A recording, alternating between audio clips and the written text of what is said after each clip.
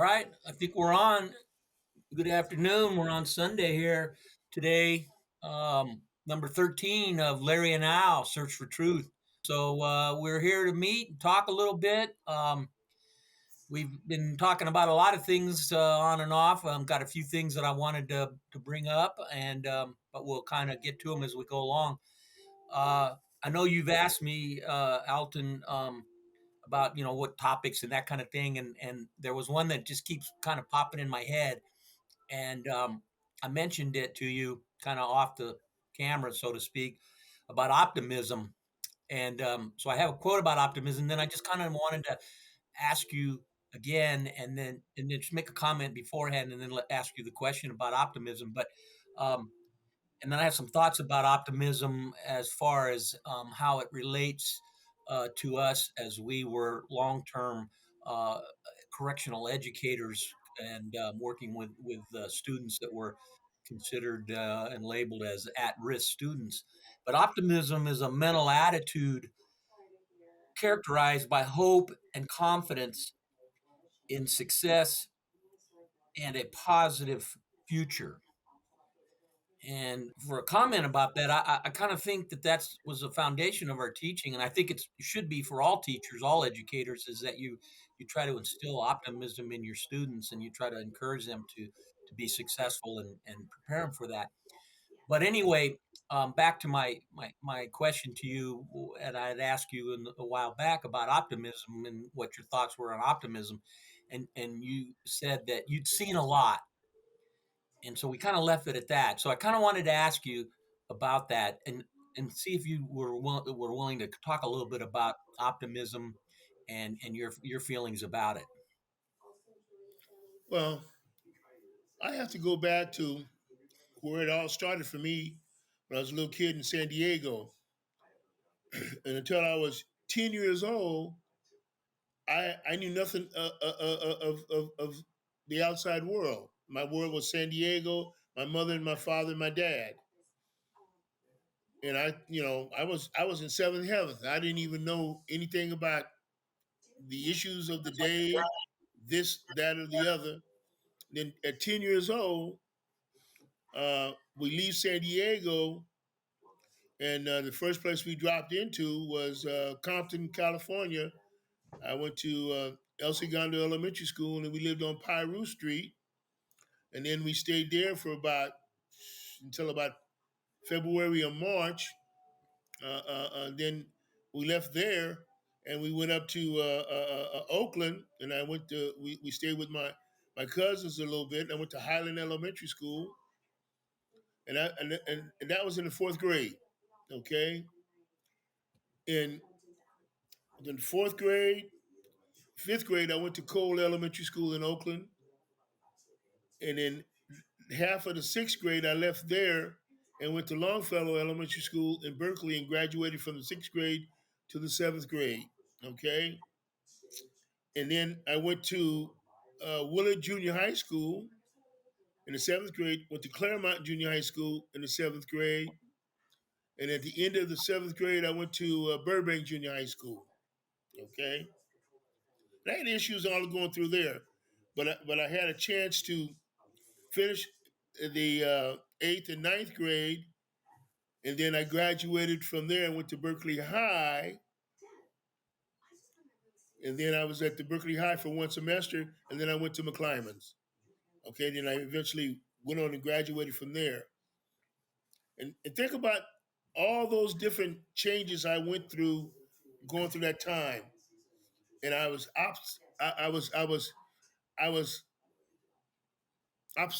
what's the word you said? Optimistic. I was optimistic. Okay, I always knew I fit in, and I was able to get online and progress and stay online and not getting demoted or anything like that. Hmm. But what it taught me in life about life was that you have to be able to challenge yourself, and you have to be the one that makes the move, okay, to stay optimistic, okay? It's not anybody else's responsibility, it's for you. Okay, and I barely graduated from high school. I told you the story, Mr. Right. Catalina.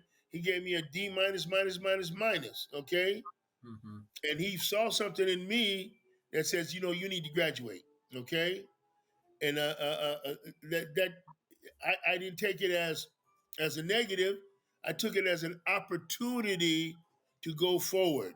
Okay, then I go to community college, and that was a big jump. You remember when you left high school and went to community college, right? Yeah, I yeah, mean, I very mean, transition. Yeah, big I'm transition. playing football and I'm lost, man. Yeah, It took me four games to get acclimated to football. right, Okay, because you got to remember, I only played football uh, 16 games before I got to. I completed only 16 games of football before I went to college. right, Okay, but in baseball there was no problem because that was I was on top of that game. right, Okay, right, but I was in something that I think we talked about. I think we talked about after baseball season. I got a chance to do the to sign with 3 professional teams, right? right. But also on the table was I was already accepted to go to Tuskegee, and I Mm, and I rolled the dice. Okay, and I just real simple. I said to the 3 teams, if I sign with you in the off season, will you cover me to go to any college and pay my tuition? They all said no, and so then I went on. I trusted myself. I was optimistic that I would be able to do what I trust myself, and went on down to Tuskegee. You got mm, what I'm saying? right, Okay. But the other thing that was in my preview at that time, because you at that time, 63, how old you was what you was about 11, 12 years old, right? oh, it was 9, yeah, You were 9 years old. Okay, and the other thing on my plate was the draft for Vietnam. correct, And so I had already gone to college for 2 years, and that was getting close. And the thing that was in the back of my mind was when my dad was going to San Jose State, he got drafted in the prime of his athletic career. correct, yeah, Okay, hmm, he got drafted, and he spent what 20 to 24 in World War II. Okay, and so that was in my mind. So what I went ahead and did is I enlisted. Okay, I said, I've already gone 2 years, and why should I prolong the situation for them to draft me and they get all thrown off and stuff like that? So I went ahead and enlisted, and it worked out well. I went to Vietnam, spent my time in Vietnam, came back, got out of the Marine Corps, and then started my life at Santa Ana College. And I had to trust myself and be optimistic about what it is that I could do. I had to say that Alton Steele could do this. You right, got what I'm saying? Does hmm, that make sense? yeah, right, yeah, Okay. Okay. I had to roll the dice, and I had to take ownership of my life. hmm. Okay. Is that a long answer, Larry? Well, the first thing that comes to my mind was, well, what did you started off by saying when you were in San Diego and you were with your mom and dad, what describe that again? What before you told me about the list of schools you went to, what Okay. was Okay. the Okay. world like? The world like? When I was growing up until I was 10 years old, I didn't know anything about Right. nigger that those kind of things. You know what I'm saying? Okay, that was your world. That was my world. Then I left San Diego, and then that my world broadened, and then all these other things came into my world. Right, because when I listen to you talk about that, that's a lot of different schools that you went to, In the and fourth grade, yeah, right. Yeah, and from then on, all the way through yeah, your education, yeah. your primary and elementary education, um, there must have been a lot. There's a lot of that's just difficult by itself. Just if you just went to one school and stayed in that same school and the same friends, families, whatever, stayed together, Well, it took in the a lot fourth of you grade, to start over a lot often, quite often, right? when I was in the fourth grade in San Diego, I was top of class. Right, right. Okay, and think about this: I had to be pretty smart to negotiate to Yeah, pass the classes, right? right, right, right. Okay, okay, and and I never doubted that I was intelligent. Okay, because that was fed to me way when I was a little boy. The words like common sense. Use your common sense. Mm-hmm. Okay, you're a good human being. Okay, Right. you think. Okay, that's what my dad used to tell me. Think. And I'm fortunate that my parents were both intelligent people, and and the thing that I learned most of all is that my dad always surrounded me around people that were going forward.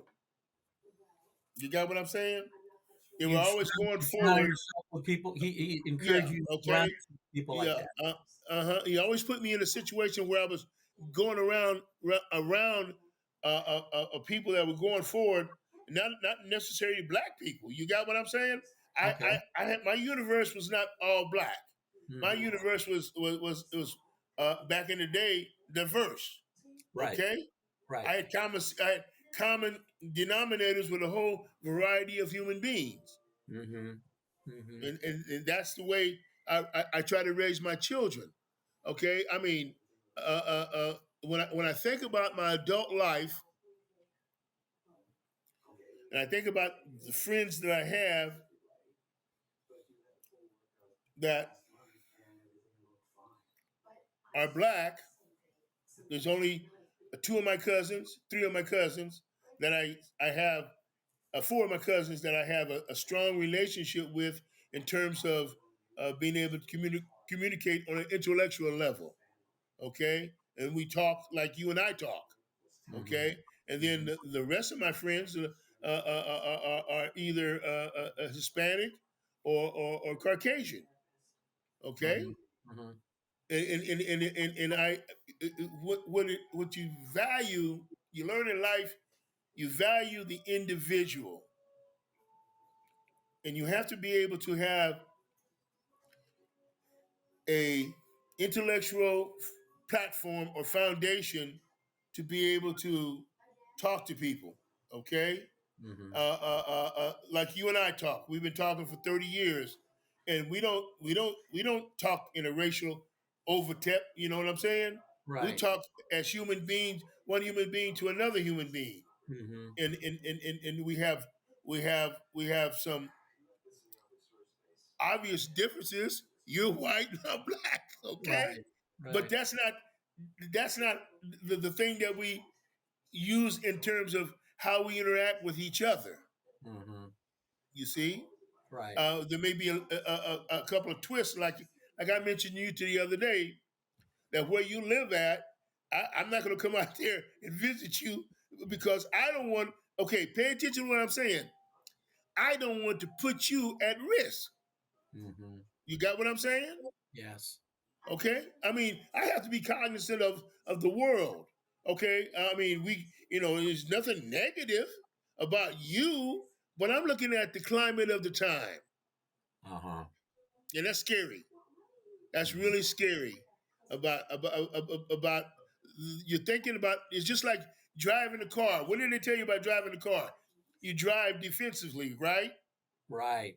Okay, you watch out for the other people. Hmm. Not you. You're watching out for the other people, and I have to watch out for you. That's why it's no problem for you to come to my house, okay? Because my house is safe, Uh-huh. okay? Nobody's going to mess with you here, okay?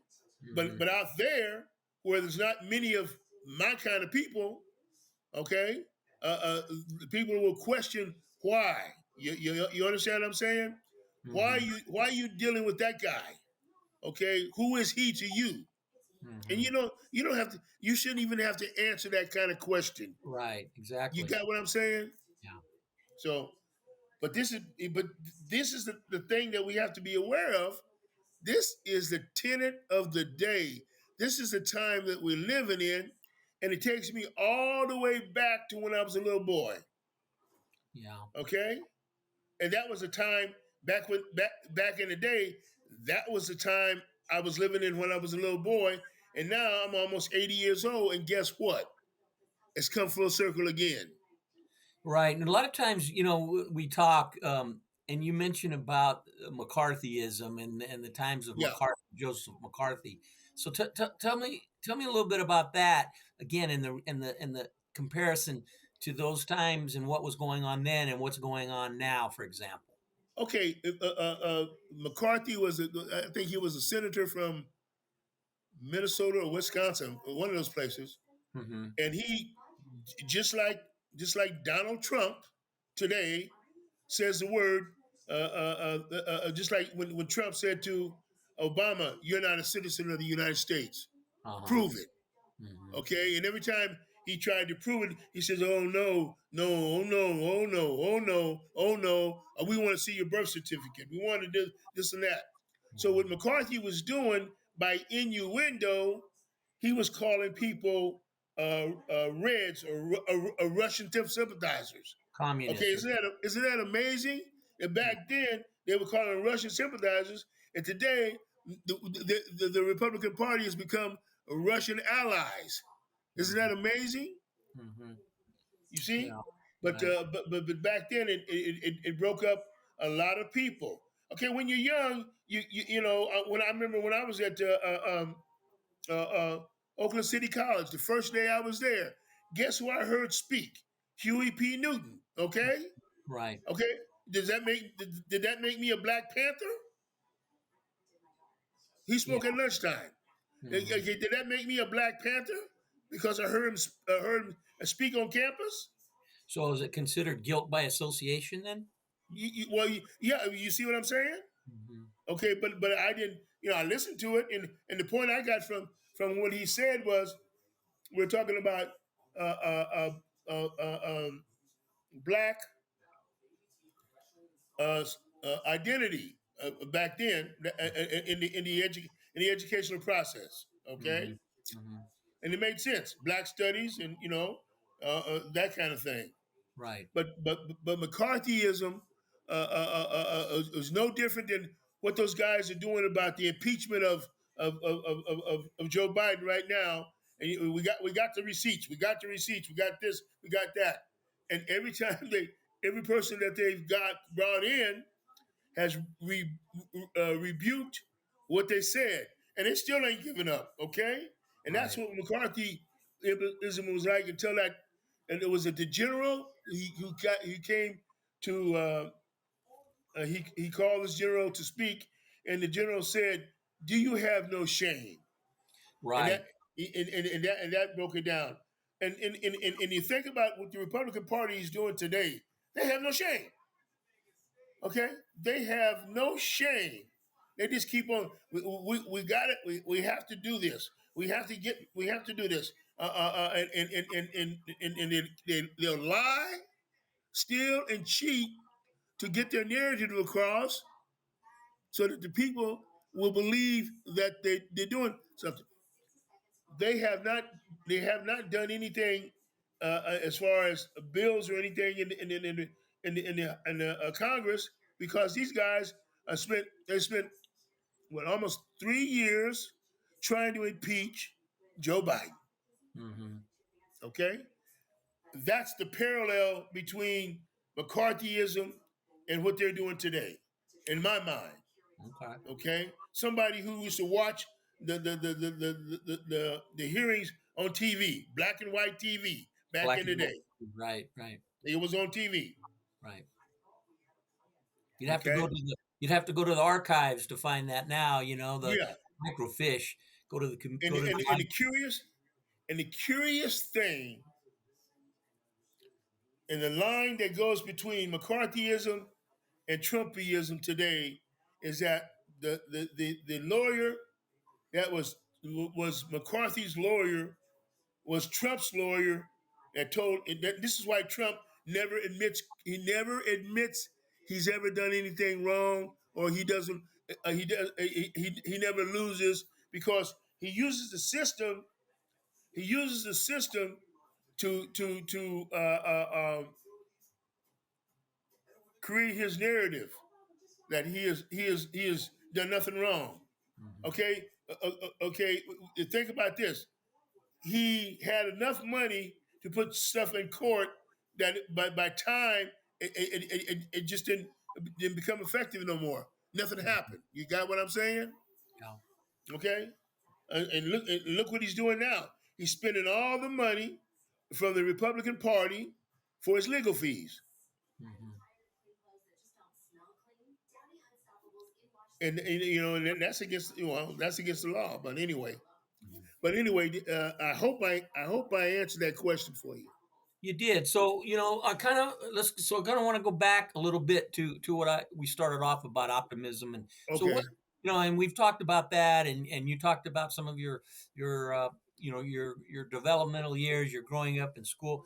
So, what do you think about my thoughts on optimism, and its place in the classroom and the instruction and the teaching environment with students? Is that something that is a responsibility, a duty, if you will, for teachers to instill optimism in their students? And you've talked about self esteem, the importance of self esteem. Right.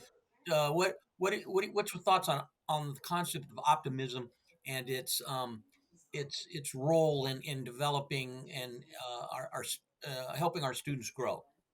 Well, think about the things that we did in the classroom, Larry. There was not too many things that were off base as Hmm. far as educating the students that we were working with. Hmm. And we always left a window for them to experiment their thoughts. You know what I'm saying? Right. Uh, uh, uh, uh, you know, I would say, well, as an example, so a student would come to me and say, well, Mr. Steele, I like to do it this way, Mr. Steele.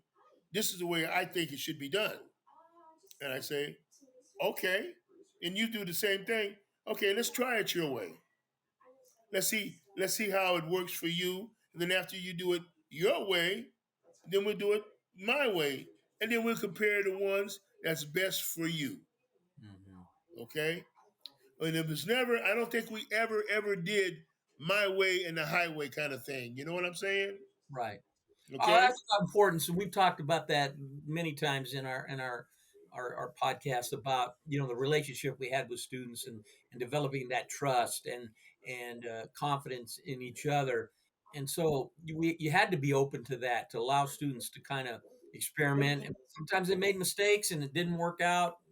And so we'd say, all right, let's rethink it. Let's go a different direction and continue to but, encourage the growth.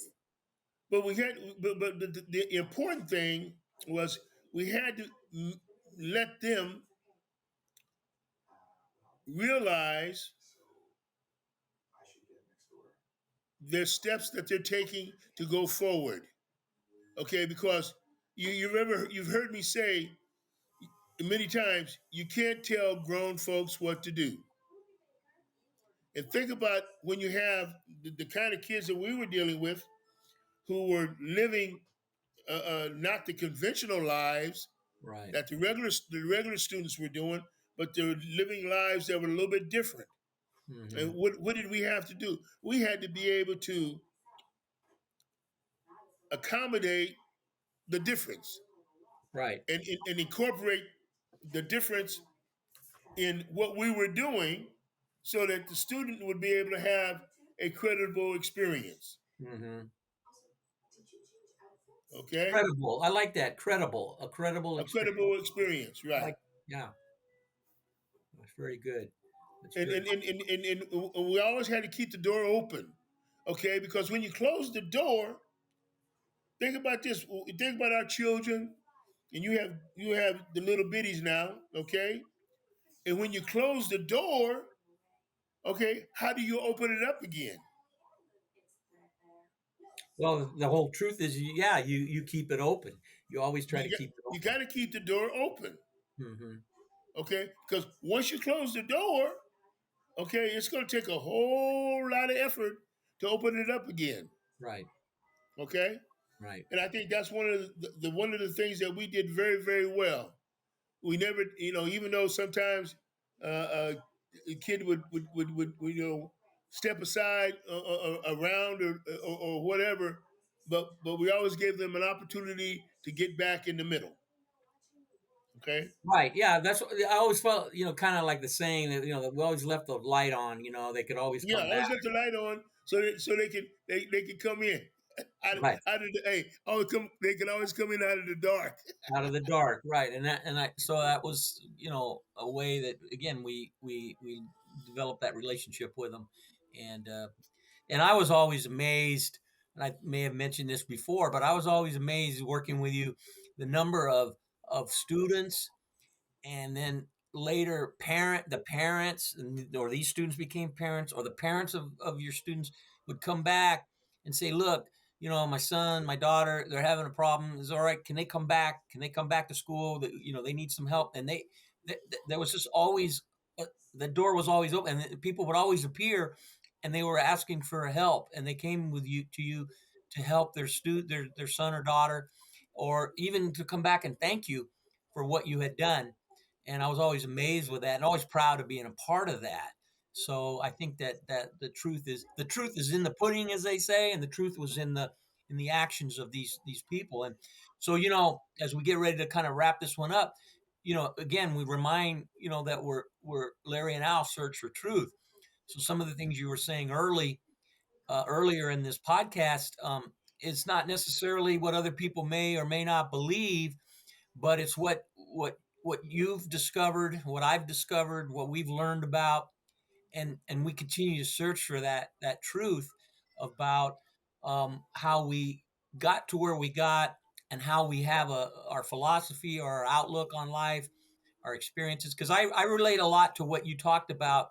Because I went to several different, we moved a couple of times uh, before we ended up out here in California in the mid '60s, and so I had different schools that I had to go to, different things, and it wasn't always easy. And I didn't always, um, I wasn't necessarily the greatest student, and so I struggled with that sometimes, and could get discouraged and kind of got lost at times, Mhm. but eventually found my way, I guess, if you believe that. And so again, it was all just part of it's a search. We're all on a search. We're all on a journey. We all have to try to find our ways, but we can't keep. We got to keep searching. Keep trying to Well, find. as long as you feel good about yourself, Hmm. that's the important thing. Right. Okay. I think about this. What 4 months ago, do you think that we would have been doing a podcast? Well, no, not when we started off. Yeah, we just sort of kind of were bumping along, and it just grew into this, and we talked about it. And again, I'll make a plug for Elijah, because he was able to help us find the technical aspect, the way to do what we're doing. We even, I mean, I always, when you used to talk about way back when at some point we're going to be able to do one of these where you can be at your place, I can be at my place, and we can sit down and do it. And I always thought, yeah, that'd be really cool. I just thought, man, it's way out there. It's kind of like going to the moon. It's like, yeah, we all want to go to the moon, I but was is this optimistic, a wasn't I? reality? What's I that? was optimistic. Yeah, you were very optimistic, and I think with that, that's a good way to end this one. When we talk about optimism, I do want to make a plug for Elijah. So, anybody out there, number one, if you're interested in what we're talking about, and it's worth following, subscribe, and obviously make a comment, and we would talk about the things I like to see what people want to talk about, and we can bring that in. But if you're interested in making a podcast, you would like to do what we're doing, again, make a comment about that, and Elijah is in position to make it happen for you. And he's learned along with us, but he's way ahead of us. But he really knows what he's doing. So I would encourage people that are interested in this kind of venture and adventure, to reach out through the comment section to Elijah. And one last thing, we got these beautiful shirts that Al's lovely daughter Terry Lynn got going on. So if you're interested in a shirt, we're not pushing them. We're not trying to sell them. But if you like them and you want to be a part of it, reach out again through the comment section, and we can maybe make that happen. So for that, We're working on it. oh yeah, go ahead, Mrs. You got anything you want to close with, sir? No, we're working on the shirts. Okay. Working on the shirts. Nice talking to you. And until next time, everybody, hang in there. Uh, Peace to you all. All right. Those of you that are out there listening, subscribe to our page so that you can get the notifications of when we're going to record again.